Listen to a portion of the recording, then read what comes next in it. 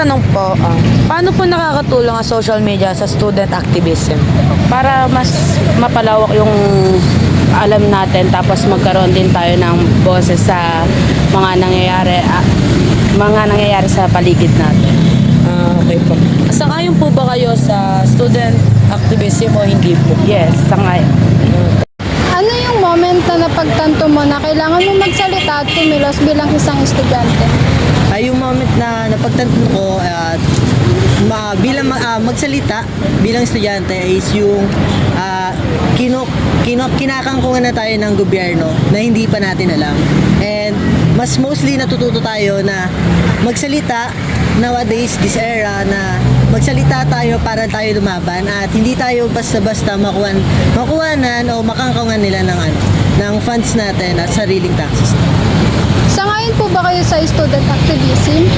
Sangayon ako doon kasi sa student activism ay mas naipaglalaban natin or nalalabas natin yung gusto nating sabihin at may freedom tayo para magsalita upang maparating natin sa government na hindi lang tayo basta estudyante. Estudyante tayo na lumalaban at kumikilos ng maayos. Sa makabagong panahon, lumalawak ang anyo ng aktivismo mula sa lansangan hanggang sa social media.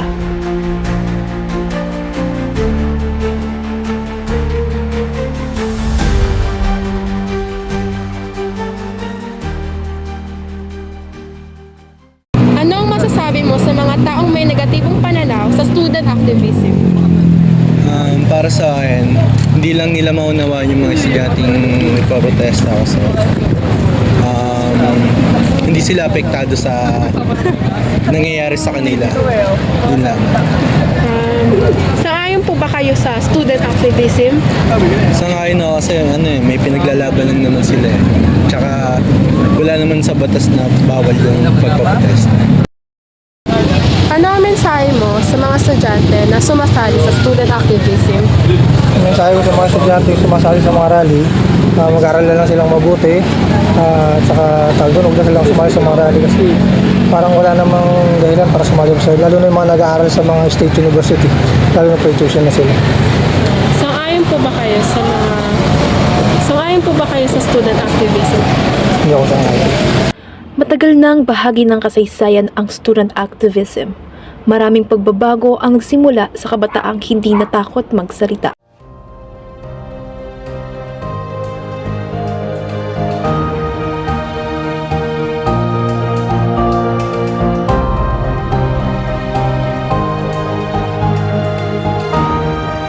Paano po nakakatulong ang social media sa student activism? Nakakatulong yung social media sa student activism kasi mas naririnig yung mga boses ng mga estudyante kung ano yung hinanakit nila sa kung ano man yung nirarally nila. Sa inyong opinion po, sangayon po ba kayo sa student activism? Oo naman kasi importante na marinig yung boses ng bawat estudyante, lalo na yung mga mahihirap, kailangan nila ng tulong. Siyempre, di ba, puso ngayon yung pagnanakaw sa gobyerno. So, ayun, kailangan na marinig yung boses sila kasi sila yung nagsasuffer kung ano dapat yung para sa kanila na hindi nila nakukuha dahil kinukuha ng iba. Ano sa palagay mo ang mabuti at hindi mabuting naidudulot ng student activism sa pamumuhay ng mga estudyante?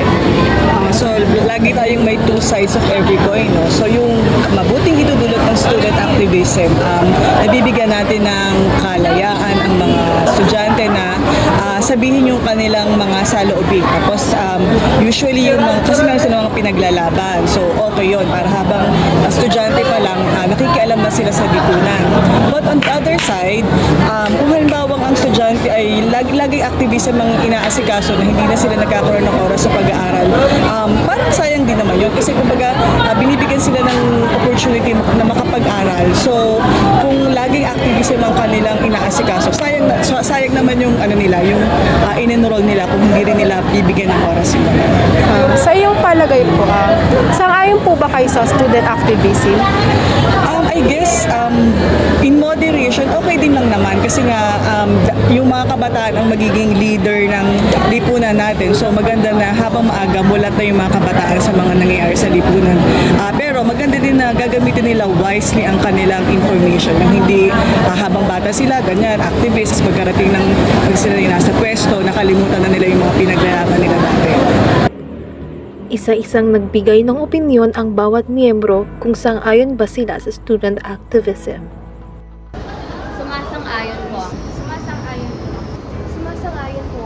Sumasang-ayon po ako. Sumasang-ayon po ako. Sang-ayon po ako. Sumasang-ayon po ako. Sumasang-ayon po ako. Sumasang-ayon po.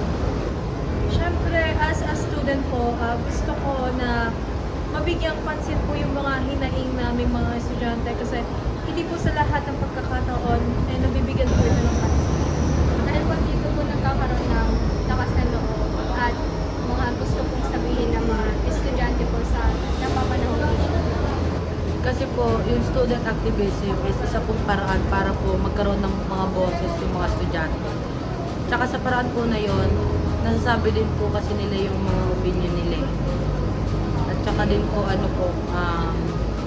yung student po is isa din po silang mga mamayan na naghahanap din po ng magandang pagbabago. Dahil sila ang nagsisilbing boses ng mga issue na madalas na hindi nabibigyang pansin. Di lang ito tungkol sa pag-protesta, dito namin nararamdaman na may halaga ang opinion ng bawat isa. Dahil ang ibig sabihin nito, gising ang mga kabataan sa katotohanan at handa silang ipaglaban ang nararapat ng kanilang mga pananaw. Dahil bilang isang estudyante, nabibigyan kami ng pagkakataon para marinig ang aming mga boses, mga hinanaing, at nanawagan para sa pagbabago. Dahil ito, nagbibigay boses sa mga kabataan upang ipahayag ang kanilang saloobin. At ipaglaban ang kanilang karapatan at makinig sa isyong panlipunan na may direktang epekto sa kanilang edukasyon at kinabukasan. Dahil sa ideya ng student activism, nagkakaroon ng boses yung mga estudyanteng katulad ko. At meron tayong tinatawag na freedom of speech na pwede kang magbahagi ng mga opinion na tungkol sa mga government natin. Dahil doon, nagkakaroon ng ideya yung ibang mamamayan na lumaban ng nasa ayos naman siya. Dahil mahalaga rin po ito at para rin ito sa mabuting pagkakataon. Ang student activism ay patunay na ang kabataan ay hindi lamang pag-asa ng bayan. Sila ay ang kasalukuyan. At hanggat may tinig na handang magsalita, mananatiling buhay ang diwa ng pagbabago. Ang student activism ay patunay na ang kabataan ay hindi lamang pag-asa ng bayan. Sila ang kasalukuyan. At hanggat may tinig na handang magsalita, mananatiling buhay ang diwa ng pagbabago.